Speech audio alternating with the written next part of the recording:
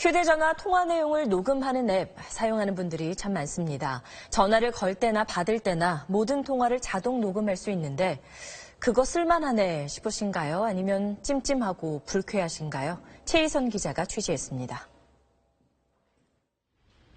서울의 한 속기사무소입니다.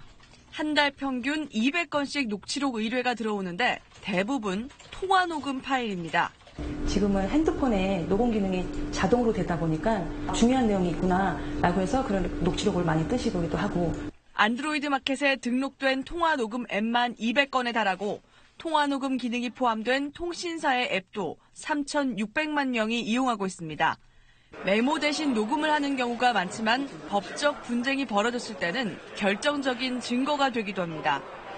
대기업이나 정부기관이라든가 이런 정보의 격차, 힘의 격차 이런 것들이 발생하는 상황에서 개인들이 증거를 수집할 수 있는 방법들이 제한적인데 통화 녹음이 결정적인 증거로 활용될. 하지만 나도 몰래 녹음되는 것이 찜찜하고 불쾌하다는 의견도 많습니다. 모르는 사람들도 저의 목소리를 들을 수 있고 제가 원하지 않는 정보를 그 사람들이 알게 되었을 때 기분이 너무 불쾌할 것 같아요. 녹음 내용이 악용될 수 있는 만큼 사전 동의를 의무화해야 한다는 주장도 나옵니다.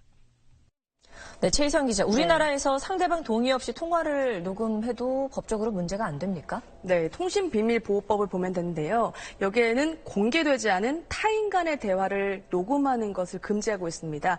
따라서 당사자가 포함된 통화 내용은 녹음해도 된다고 보는 겁니다. 네. 따라서 최순실 국정농단 사태 때 보면 법정에서 이 통화 녹음 파일들이 합법 증거로 채택이 많이 됐었는데요. 바로 이런 이유 때문입니다. 타인 간이 아니고 한 사람이 포함이 돼 있었기 때문이다라는 예, 그렇습니다. 거죠. 네. 그럼 녹음 내용을 공개하는 경우는 어떤가요? 네, 공개하는 행위 자체도 문제는 되지 않습니다. 다만 이 공개한 내용에 누군가의 명예를 훼손하거나 아니면 사생활을 침해하는 내용이 포함되면 또 관련 법률에 따라 처벌받을 수 있기 때문에 공개하는 것은 유의해야 합니다. 네.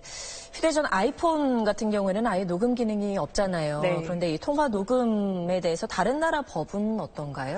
네, 플로리다주 이런 미국의 12개 주, 그리고 영국과 프랑스 같은 곳에서는 상대방의 동의 없이 녹음하는 것을 금지하고 있어서 국산 스마트폰이라고 할지라도 이런 나라에 수출할 때는 녹음 기능을 빼고 수출을 한다고 합니다. 네. 반면에 일본이나 중국, 브라질, 러시아 같은 나라에는 우리나라와 상황이 비슷하기 때문에 녹음 기능이 포함된 스마트폰을 수출하거든요. 나라마다 상황은 조금씩 다릅니다. 네, 그렇군요. 잘 들었습니다.